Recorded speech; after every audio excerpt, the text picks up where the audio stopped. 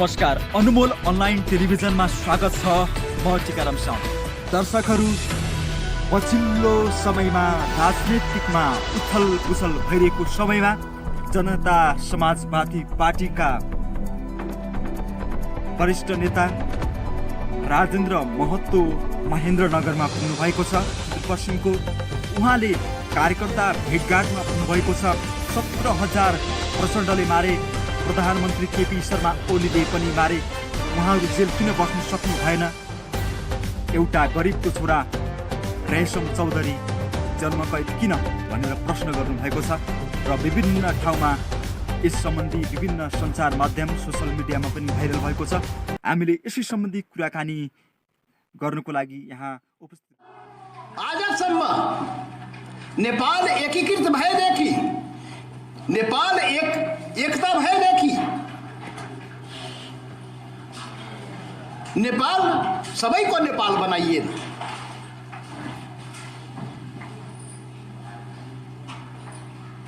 पृथ्वीनारायण शाहले नेपालको एकीकरण गरे। 22-24 साना राज्यहरू थिए, पहिचानहरू थिए, शासनहरू थिए। नेपाल बनाउने अभियानमा नेपाल निर्माण भयो।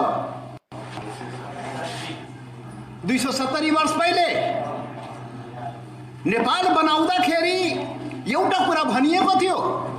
पृथ्वीनारायण शाहले एकीकरण गर्ने राजाले भनेका थिए, नेपाल भनेको अहिले जुन गाना हामी गाइरहेको हो त्यही गाना गाइएको थियो।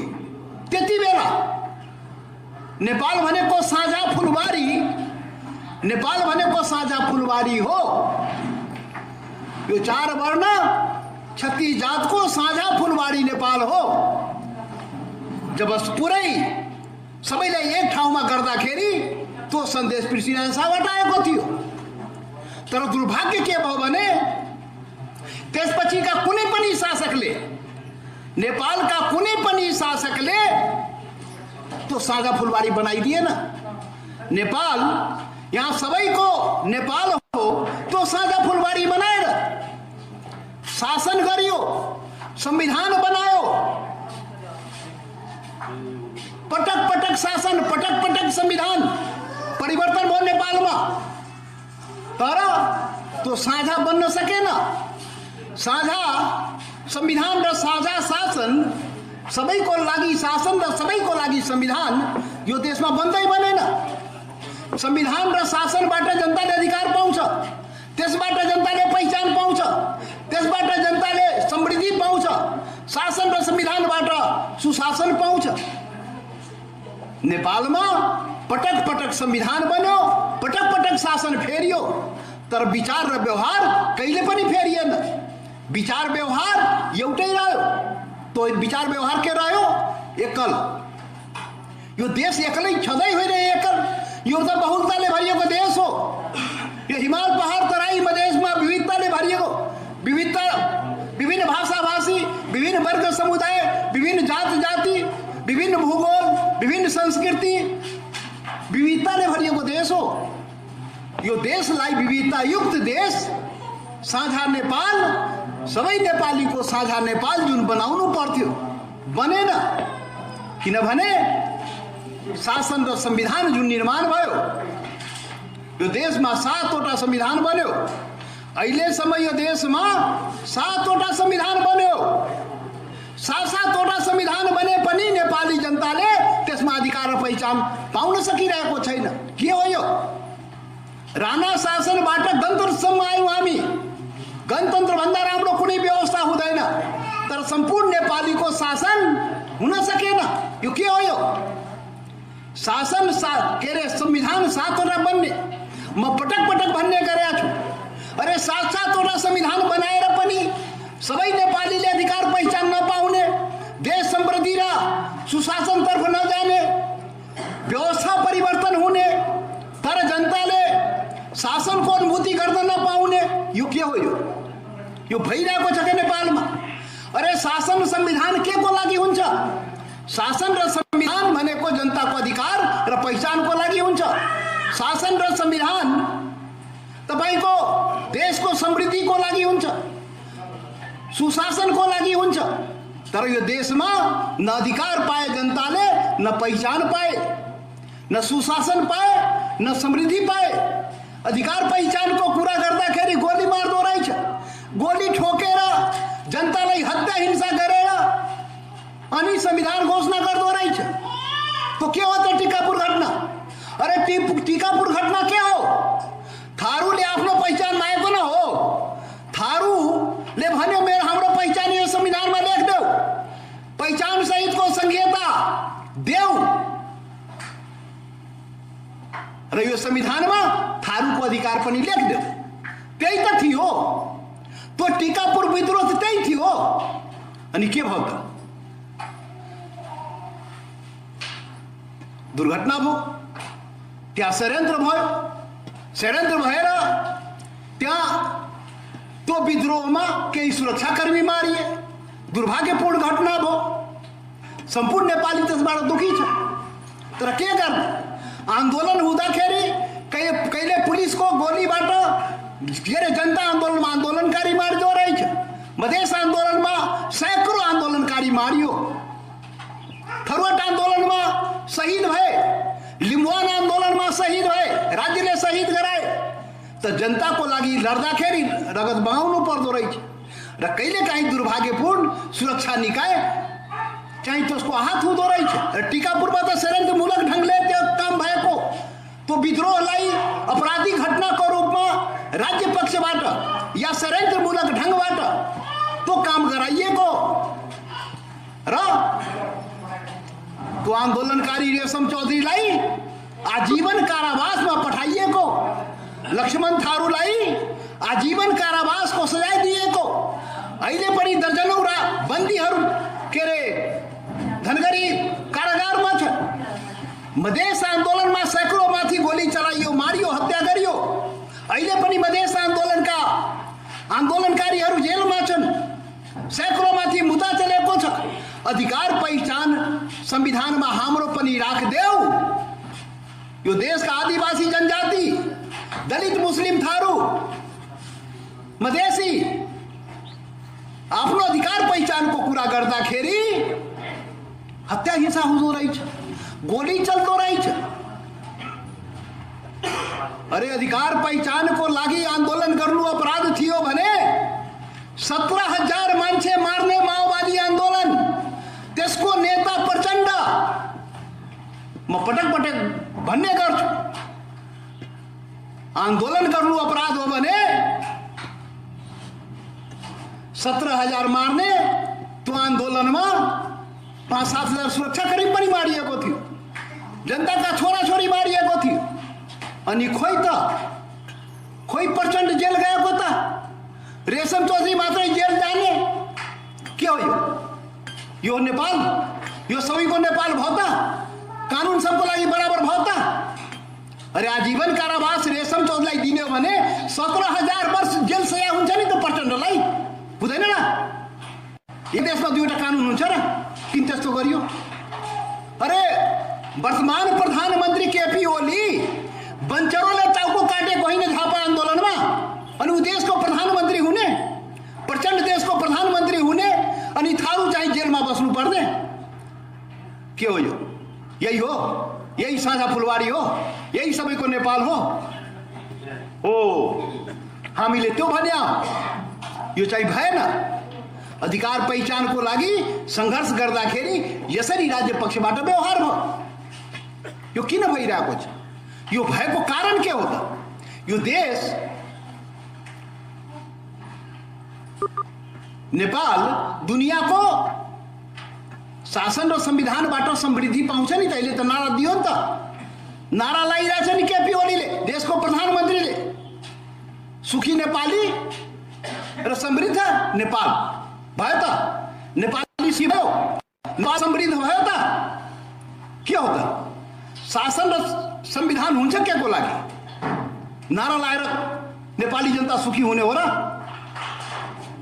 समृद्ध नेपाल हुने हो र? नेपाल त यो बहुदलीय शासनकालमा, पार्टीको शासनकालमा भाइ 70 वर्ष बाद 7 दशकदेखि 7 सालपछि त दलको शासन कुनै न कुनै रूपमा रहेको छ नि त। यो नेपाल दुनियाँको कंगाल राष्ट्र, नेपाल दुनियाँको सबभन्दा गरिब राष्ट्रको रूपमा किन गयो? सबभन्दा गरिब राष्ट्रको नाउँ लेख्यो भने नेपालको नाउँ लेख्नुपर्छ। के हो यो? लाखौं करोडौं मान्छे हाम्रो पेटको रोजी रोटीको चक्करमा आफ्नो देश छोडेर बाहिर जानुपर्ने। म पटक पटक भन्ने गरेको छु, 50 लाख त उता छोरे मलेसिया, कतार, 50 डिग्री टेम्परेचरमा त्यहाँ रोजी रोटीको उसमा जानुपर्ने देश छोडेर महीनाको सैकड़ों लाख चाहिँ बक्सामा भरेर आउनुपर्ने। यही हो, यही समृद्धि हो। 50 लाख मान्छे भारतमा रोजी रोटीको खोजीमा हाम्रा नेपाली जानुपर्ने बाध्यता आफ्नो देश छोडेर, यही समृद्धि हो। यसैको लागि शासन र संविधान हो। यो शासन संविधान हो के को लागि? नेपालमा भइरहेको के त? नेपाल दुनियाँको सबभन्दा कंगाल देशमा बाँच्ने, यसैको लागि नेपाली पैदा भएको यो धरतीमा। यो देशमा नेपाल भनेको म पटक पटक भन्ने गरेको छु, दुनियाँले यति प्रकृतिले यति वरदान दिएको छ नेपालीलाई, हामी नेपालीलाई प्रकृतिले यति ठुलो वरदान दिएको छ कि दुनियाँको सबभन्दा सम्पन्न राष्ट्र नेपाल हुनुपर्ने हो। सबभन्दा सम्पन्न राष्ट्र, अमेरिका भन्दा पनि सम्पन्न राष्ट्र हुँदैन। अरे खाली जलस्रोत जो छ नि पानी, खाली नेपालमा प्रकृतिले पानी यति दिएको छ, ब्राजिल पछि नेपालको स्थान 83,000 मेगावाट बिजुली उत्पादन गर्ने। 83,000 के अभी अहिले 1600 चाहिनेमा 600 चाहिँ भारतबाट ल्याएर बल्नु पर्ने हो बिजुली। के यो राष्ट्रवाद? सैकड़ों वर्षदेखि त पानी बगेर त गइरहेछ।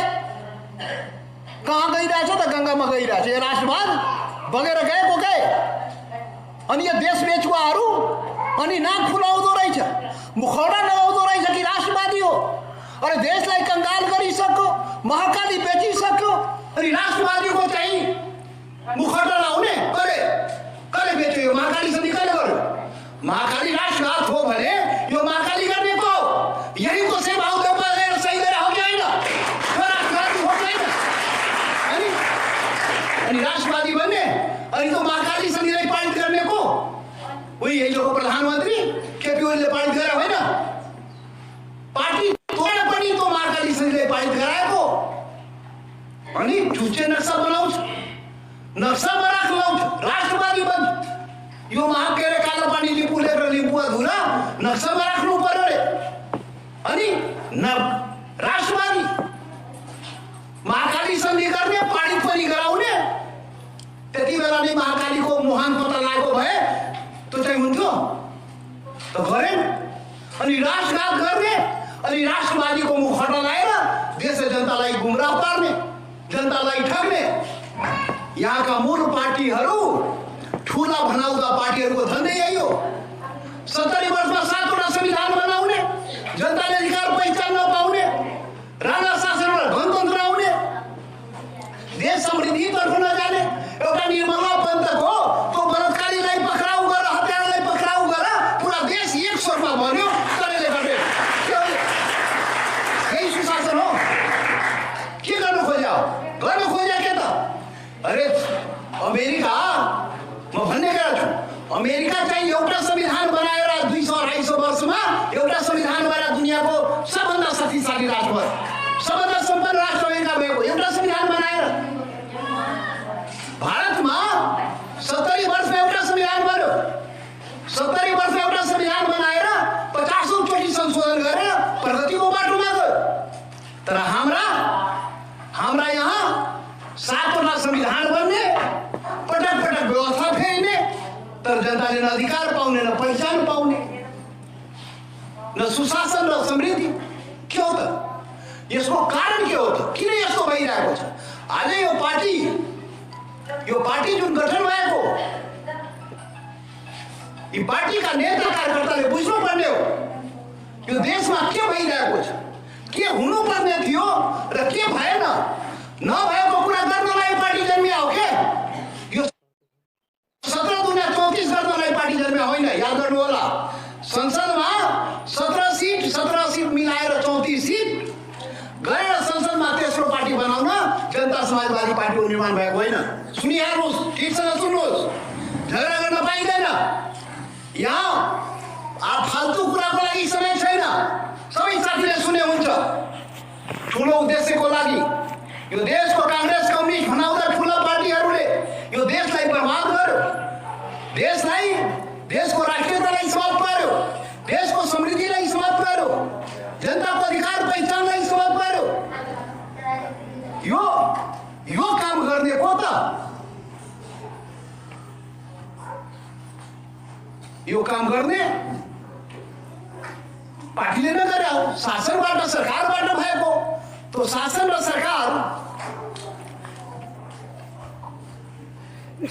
सरकार त पार्टीबाट पो बहुदलीय व्यवस्था चल्दो रहेछ।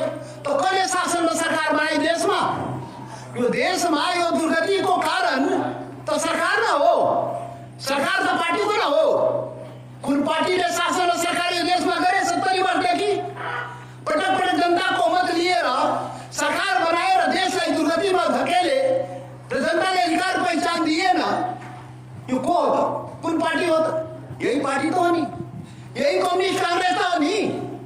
यही कम्युनिस्ट काङ्ग्रेसको कुकर्मले गर्दाखेरि जनता पटक भरोसा विश्वास गर्ने, तर यिनीहरू नालायक हुने।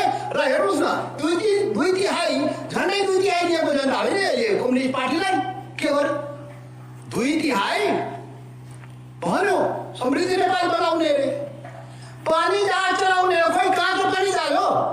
कार्यालय खाली खोलियो। घर घरमा ग्यासको चुल्हा है। आमा दिदी बहिनीहरू त घर घरमा ग्यासको चुल्हा त पुग्यो होला नि त। के हो यो? के रेल कुदाउने रे, के गर्ने रे? ए झुठा सपना बाँट्ने। यो अवस्था देशलाई पुर्याउने कहिले काङ्ग्रेस, कहिले कम्युनिस्ट नामधारी। कम्युनिस्टको नाममा एमाले, माओवादी, खाओवादी के हो?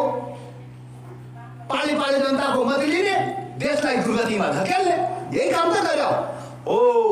अब यो दुर्गतिबाट बचाउने कसले त? नेपाली जनता परेशान भइसक्यो। नेपाली जनता त बुझिसक्यो। यिनीहरूलाई पटक मत दिए पनि, सत्ता सरकारमा पुर्याए पनि देश दिन प्रतिदिन गरिब कङ्गाल भइरहेको छ। जनता अधिकार पहिचानबाट वञ्चित भइरहेको छ। देश समृद्धितर्फ गइरहेको छैन। र यसको कारक भनेको पार्टी हो।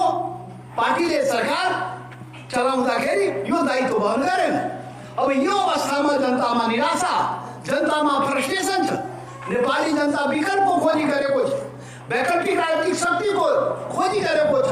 उसलाई वैकल्पिक राजनीतिक शक्ति चाहियो। जाओस् कहाँ? विकल्प पार्टी नै हुन्छ शासन चलाउनलाई। यो अवस्थामा वैकल्पिक शक्ति निर्माणको लागि जनता समाजवादी पार्टी निर्माण भएको हो। त्यो पार्टी यो कामको लागि जन्मेको। वैकल्पिक शक्ति निर्माणको लागि जनता समाजवादी पार्टीको निर्माण भएको।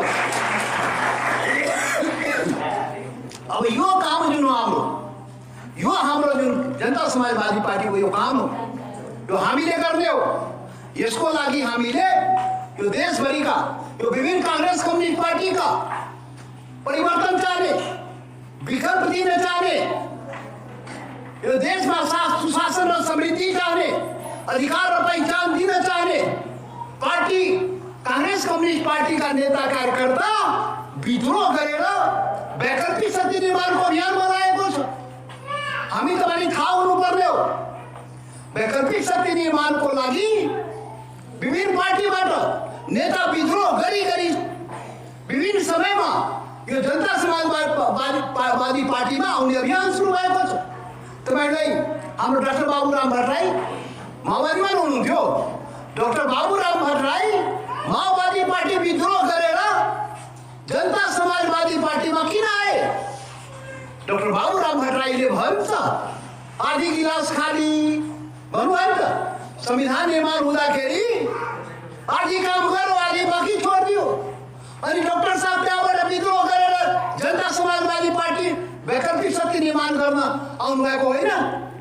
अशोक राई के गर्यो? त्यत्रो ठुलो पार्टी एमाले पार्टीमा अशोक राई नेता त्यहाँ विद्रोह गरे, त्यहाँ अधिकार पहिचानको कुरा नगरेपछि, नस्लवादी चिन्तन सोचबाट शासन चलाएपछि, पार्टी चलाएपछि अनि विद्रोह गरेर आए नि त। अशोक राई वैकल्पिक शक्ति निर्माणको लागि जनता समाजवादी पार्टी बनाए। महन्त ठाकुर कांग्रेस विद्रोह गरेर आए यी वैकल्पिक शक्ति निर्माणको लागि, अधिकार पहिचानको लागि। हामी आफै 30 वर्षदेखि लडेको मरेको यो देशमा उपेन्द्र यादव मधेस विद्रोहबाट पैदा भएको यो सबै लगायत दैनिक रूपमा हजारौं हजार मेचीदेखि महाकालीसम्म जिल्ला जिल्लामा यस्ता कार्यक्रम यहाँ पनि प्रवेश गरे। तपाईँ सबैलाई धन्यवाद। सबै तपाईँ आज पार्टी प्रवेश गर्ने सबैलाई बधाई छ। यस्ता कार्यक्रम प्रत्येक जिल्लामा प्रत्येक दिन हजारौं हजार कार्यकर्ता त्यही पार्टी प्रवेश गरिरहेको छ, जनता प्रवेश गरिरहेको छ। किन? वैकल्पिक शक्ति निर्माणको लागि, एउटा वैकल्पिक राजनीतिक शक्ति निर्माणको लागि हाम्रो चाहिँ यो अभियान अगाडि बढाइएको र त्यसमा चाहिँ पुरै पार्टी र्याङ्क एन्ड फाइल यसमा लागिरहेको छ। अब यो चाहिँ यो कांग्रेस कम्युनिस्ट पार्टी किन त्यस्तो गरिरहेको छ? त्यसको पछाडि कारण हो, त्यसको पछाडि एउटा कारण हो के यो शासन र संविधान जब जनताको लागि बन्दैन, जब जनताको अधिकार पहिचान र देशको समृद्धिको लागि बन्दैन, त्यति बेला त्यो शासक सम्रान्तहरूले, यो देशका शासक सम्रान्तहरू एक मुठीभर 1% भन्दा पनि कम शासक सम्रान्तहरू चाहिँ देशमा के राणा शासनमा थियो नि त। शासक सम्रान्तहरू एक रेटका भन्थ्यो नि, सबै राणा पनि होइन केही। त्यसपछि राजा महाराजाहरू नस्लीय चिन्तन सोच बोके, राजा महाराजाहरूले त्यो शासन गर्न खोजे। अनि त्यसपछि यो बहुदलीय व्यवस्थामा म भन्छु यी नयाँ राजा महाराजाहरू केपी ओली जस्ता महाराजाहरू पैदा भए र यसले पनि नस्लीय चिन्तन सोचबाट प्रेरित भएर त्यस्तै शासन, त्यस्तै संविधान, त्यस्तै शासन र संविधान दिने प्रयत्न गरे। यो देशमा सबभन्दा यसको समस्या कारण के हो? यो किन यस्तो भइरहेछ? यो नेपालमा यस्तो हुने कारण के त? यो किन यो नस्लीय चिन्तन सोचबाट शासन भयो? यसको एउटा कारण छ, म भन्ने गरेको छु, म प्रत्येक मञ्चमा यो कुरा भन्ने गरेको छु।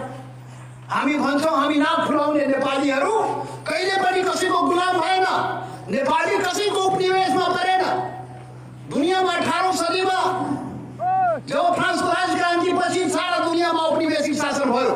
शक्तिशाली राष्ट्रहरूले साना साना अर्को राष्ट्रमाथि चाहिँ उपनिवेश कायम गरे र उपनिवेशिक शासन गरे। त्यहाँको जनतालाई गुलाम बनाए, त्यहाँको जनतालाई अधिकार दिएन, पहिचान दिएन र त्यसको उपनिवेशिक शासनबाट मुक्तिको लागि त्यहाँको जनता लड्नु पर्यो।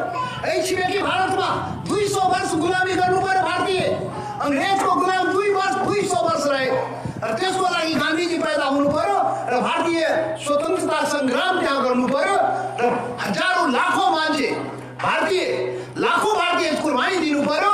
बल लगेर के अरे अङ्ग्रेजको औपनिवेशिक शासनबाट मुक्ति पाए। हामी नेपाली भन्छौँ, हामी नेपाली नाक फुलाउँछौँ, हामी कसैको कुनै पनि दुनियाँको कुनै पनि देशको गुलाम भएनौँ। हामी कसैको औपनिवेशिक शासन नेपालमा भएन, कसैको गुलाम हामी भएन। कुरा त सही हो, हामी दुनियाँको कसैको गुलाम भएन, नेपालमा कसैको औपनिवेशिक शासन आएन। तर दुर्भाग्य यहाँ औपनिवेशिक बाह्य औपनिवेशिक होइन कि आन्तरिक औपनिवेशिक शिकार भयो। आन्तरिक औपनिवेशिक चिन्तन सोचबाट नेपालमा शासन गरियो क्या। 270 वर्षदेखि नेपाल निर्माण भएदेखि यो साझा फुलबारी बनाइएन, औपनिवेशिक चिन्तन सोचको तहत शासन गरियो। र यही कारण हो औपनिवेशिक चिन्तन सोच जब बनाइन्छ जनतालाई गुलाम मानिन्छ, जनतालाई नागरिक मानिँदैन, उसप्रति व्यवहार गरिँदैन। उसले अधिकार पहिचान पुरा गर्दाखेरि उसमाथि गोली चलाइन्छ, उसलाई जेल हालिन्छ, समृद्धि हुँदैन। त्यो चाहिँ औपनिवेशिक चिन्तन सोच राख्ने, नस्लवादी चिन्तन सोच राख्नेले आफ्नो लागि संविधान, आफ्नो लागि शासन बनाउँदो रहेछ, शासन गर्दो रहेछ र देशलाई कंगाल बनाउँदो रहेछ। देशको समृद्धि हुँदैन, देशको प्रगति हुँदैन। ऊ चाहिँ हेर्नु आफ्नो देशमा काण्डै काण्डले भरिएको छ, दिन प्रतिदिन जनता गुलाम भइरहेको छ, गरिब भइरहेको छ। यहाँ म प्रगतिको कुरा गर्दै थिएँ, प्रकृतिले सर्वप्रधान त दियो जब म अघि भने त्यत्रो जनस्रोत छ हाम्रो, त्यत्रो पर्यटन छ हाम्रो। दुनियाँको यो यस्तो भारत र चीनको बिचमा 3 अरब जनसङ्ख्याको बिचमा सानो देश र यहाँको प्राकृतिक सुन्दरता यति छ, यति प्रकृतिले सुन्दरता हामीलाई दिएको छ। स्विजरल्यान्ड जानु पर्दैन, यहाँ प्रकृतिक एउटा 2 घन्टामा 3वटा क्लाइमेट पाउने देश हो यो। त्यो चाहिँ पर्यटनको विकास गरेको भए 10% मात्रै छिमेकी मुलुकबाट पर्यटन आइदिएको भए, आउने अवस्था बनाएको भए पैसा राख्ने ठाउँ हुने थिएन। कहाँ विकास गर्ने? हिमालय पहाड यही छ दुनियाँको सबभन्दा के भन्छ उच्च के अरे सगरमाथा। भएन पर्यटनको विकास। बुद्धिज्म यही हो, बुद्धिज्म यही हो, खोइ त। माता जानकीको जन्मस्थल यही हो, खोइ त। सोना उब्जिने मधेसको धरती यही हो। भगवान भरोसे पानी आयो भने सिँचाइ हुने, खेती हुने, जस्तो पनि नहुने। त यो देश, यो सारा प्रकृतिले त्यस्तो वरदान दिएको देशमा जनता चाहिँ कङ्गाल हुनुपर्ने, जनता गरिब रहनुपर्ने, जनताले अधिकार नपाउने, यो के हो त? यो गर्ने को हो त? अब अन्तमा मैले भन्न खोजेको के भने यो गर्ने को त? यो त मैले भने नि शासन पार्टीको माध्यमबाट हुन्छ र यो देशमा 7 दशकदेखि 70 वर्षदेखि कुनै न कुनै हिसाबले यो देशको काङ्ग्रेस र कम्युनिस्ट बनाउँदा पार्टीले शासन गरेको छ र उसले देशलाई यो अवस्था पुर्याएको छ। यो अवस्थामा जनता समाजवादी पार्टीको निर्माण भएको छ। जनताले विकल्प खोजेको छ, त्यो विकल्प दिनलाई यो पार्टी गठन भएको। यो कञ्चनपुर जिल्लामा पनि यहाँ पनि त्यतिकै सम्भावना छ।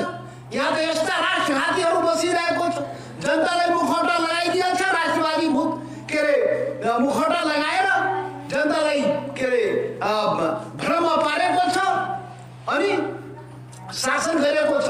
यो अवस्था छ। त्यसैले अब चाहिँ हामीले चाहिँ यो देशलाई हिमाल पहाड तराई मधेसमा हामी सबै मिलेर यो देशलाई समृद्धितर्फ लैजाने हो। यहाँ त कसैको संस्कृति रक्षा हुनेवाला छैन। भन्नुहोस् न, यो केपी ओली महाराजले होली वाइनबाट कुन बाहुनको संस्कृति रक्षा भइरहेको छ नेपालमा?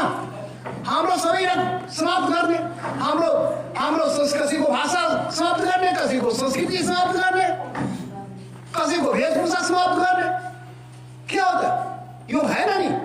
त्यसैले यो चाहिँ राष्ट्रको मामलामा, राष्ट्रियताको मामलामा, समृद्धिको मामलामा, पहिचानको मामलामा, अधिकारको मामलामा, कुनै पनि मामलामा यहाँका शासक सम्राट चाहिँ असफल भएको छ, काम गरेको छैन।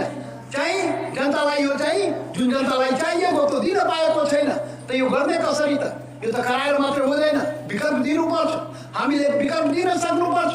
अब विकल्प दिनलाई अब हिजो अस्ति मात्रै अब यो विकल्प के भन्छ भने यो प्रतिगमन जुन प्रतिगमन सम्बन्ध के अदालतबाट सकिएपछि अस्ति के अरे प्रचण्डजीले हाम्रो पार्टीलाई बोलाएको थियो त्यहाँ काठमाडौँमा।